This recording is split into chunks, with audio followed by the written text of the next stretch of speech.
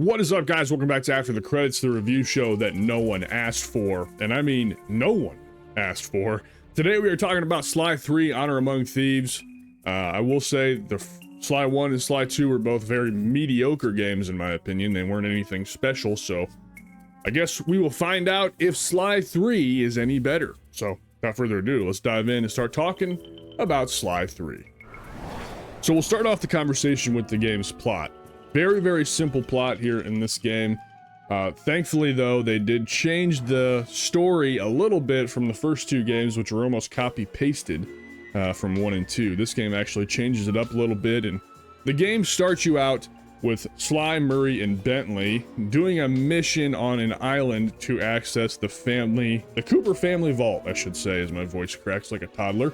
So you make your way up to this vault here that is installed on the side of this mountain, and you need Sly Cooper's family cane in order to access the vault. However, this island is owned by a creature named Dr. M, and because Dr. M owns the island, he believes that he is entitled to the vault itself as well, but unfortunately he's not able to access it due to not having the cane. So you make your way to the vault, and on your journey to the vault, you are basically introduced to these other characters that are shown in a little picture on the bottom, but their face is obscured, that are helping you to get to the vault. And you eventually get to the top, and unfortunately Dr. M takes control of this massive monster bear looking thing, and basically snatches up Sly, holds him in a death grip. This sends the cane flying away into the distance, and that's the opening sequence of the game. And then after that, episode 1 takes place a few years prior, where you are working up towards this heist, and you realize that throughout the experience in Sly 3, you're actually going and making pacts with some of the former bosses from the prior two games, and I think this is actually a really, really smart thing for them to do. It actually does tie some of the previous events into this game. So for those of us that did play 1 and 2, we do have a little bit of we do get a little bit of fan service, I would say, in there. You get to work with Dimitri, who is definitely one of the most eccentric characters in Sly 2.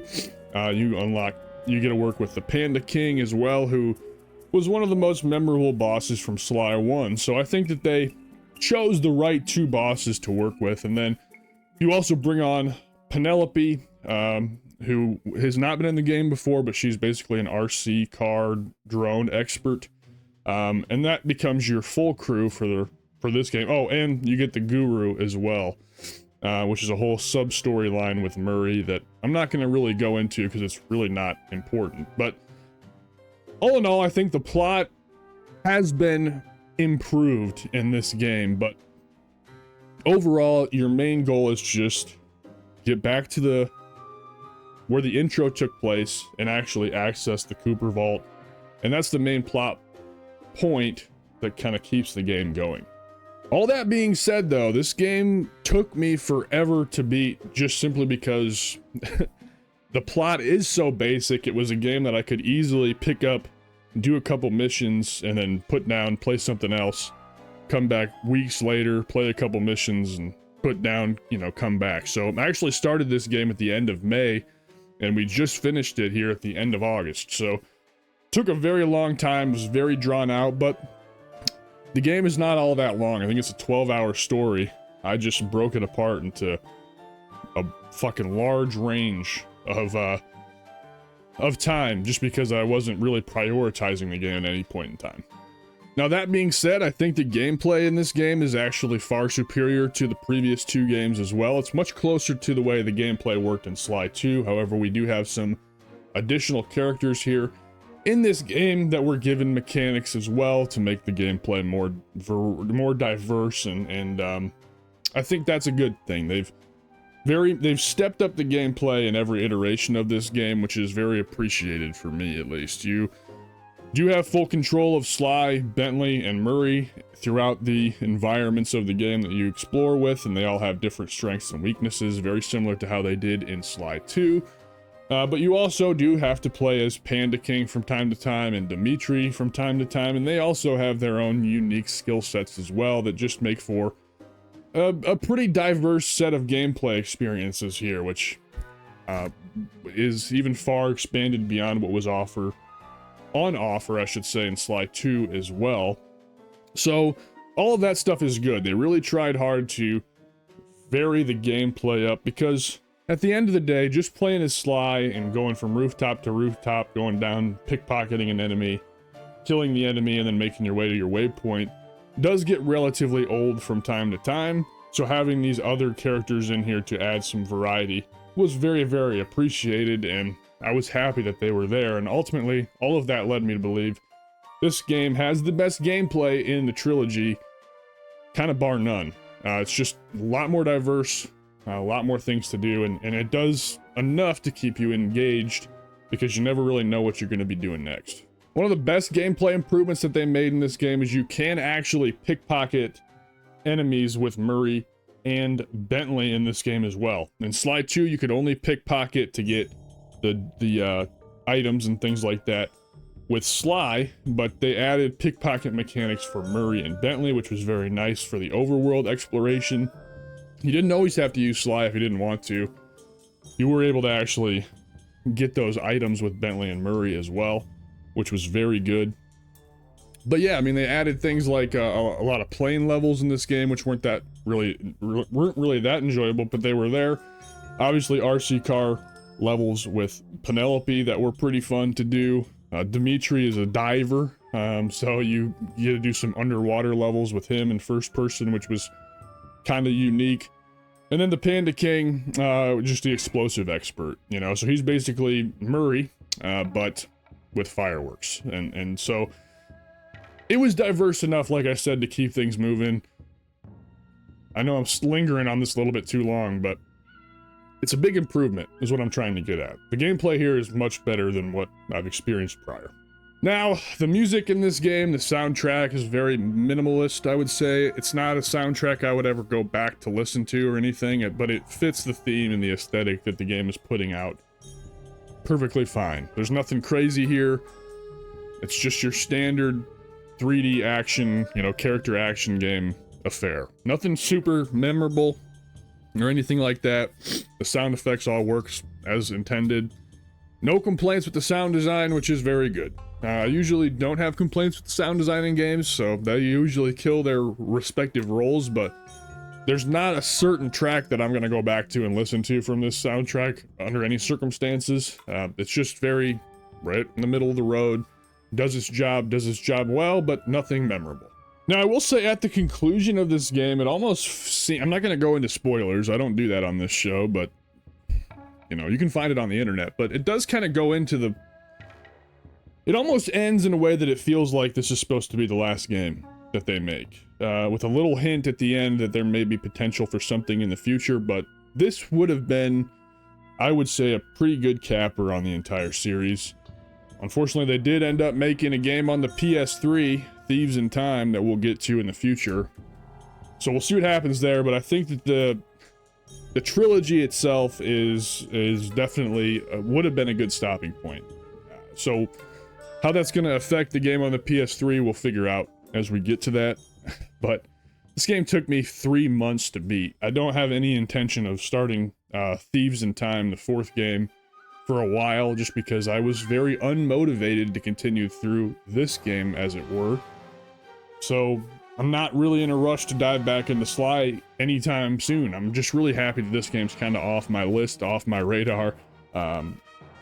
It's weird. I did enjoy it, but it was never a priority, and a lot of that is just to do with the plot. It has such a basic plot line that I can dip away from the game and forget all about it for weeks and weeks and not even think about the game. And as soon as I put the game back in, I know exactly what my objective is. I kind of remembered where I was and was able to just pick up and go, and I ended up playing the game that way, which I think is good to have a game like that when you're playing through a bunch of games like I am, to have a game to go back and revisit. However, it's not great in the fact that the plot wasn't engaging enough for me to really want to push through and kind of no life this game. It never got to that point. None of these Sly games ever did. This one didn't either. Again, not necessarily a negative, but definitely, for me, not a positive. Wasn't a great story, to be fair. Or engaging enough for me to be interested, is kind of what I'm saying. If that makes any sense at all. Now, I also want to mention one thing about the gameplay that I didn't necessarily mention, I don't think, in the first 2 reviews for the games in this series. But the movement feels very clunky at times. Basically how you do this is you have to jump as Sly, hit the circle button, and you'll kind of spin around, and then that'll allow you to land on points or ropes or hooks in the air, so you can throw your cane at them and swing on them. I think this is really clunky, especially when you're trying to grab hooks to swing on. It almost doesn't register from time to time. You have to like really get your elevation exactly right for the animation to trigger. So there's a lot of times in the game where I jump to get a ring and just straight up fucking miss, even though I'm hitting the right button. I'm just not close enough to activate the animation. And that's a really big bummer. It feels really bad. The last mission in this game, when you're in the Cooper Vault, you have basically this obstacle course to go through to get to the final boss. And it was really apparent in that section the control issues that I have with this series. And they're still here in this game. It's not... I don't know how you could fix it. Obviously, it's probably a skill issue on my part. But it wasn't very intuitive. Didn't feel all that good to play necessarily. So it's definitely something I wanted to mention here. Other than that, though, that's really all I have to talk about as far as Sly 3 is concerned. It's, it's just a fucking middle-of-the-road experience again. I don't know. Maybe the Sly games just aren't for me. I know that some people love them for nostalgia, but I'm coming into this series in 2024 and 2025 in the modern era, and I just don't think they're that special. I really don't. I mean, I can definitely see how Sly 3 would have been cool at the time from a plot standpoint, but games have evolved so much since that time frame that it's just not a game that really holds me in any way, shape, or form in the modern era, and I don't enjoy the gameplay enough for it to be anything that I think is extra special. So, with that being said, Sly 3 is going to sit right next to the previous 2 games in the C tier on the S to Cheeks tier list, right there at C. It's basically a 5 out of 10 game for me. I think there's definitely some enjoyment here, and again, if you love the Sly franchise, you've probably loved it since you were a kid, and I think a lot of what's ruining it for me is just the fact that I am approaching it in a modern era where I don't feel like it necessarily holds a candle to any of the other games that I've been playing recently. Alright guys, that is it for this one. I hope you guys enjoyed. Thank you so much for watching. I really, really appreciate you guys. We're trying to hit 300 subs by the end of the year. Have a few months left and we're closing in on that. I think we're looking at about 25 subs or so we can get there. I would love to see that happen. That would make me feel really good, so if we can do that, I would appreciate it.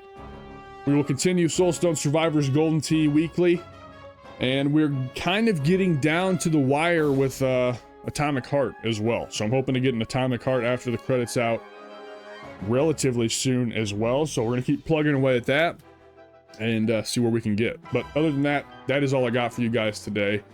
Thank you so much for watching. I love you all. Make sure to tell someone you love them today because it could change their life. And we will see you guys on the next one. Take it easy. Peace out.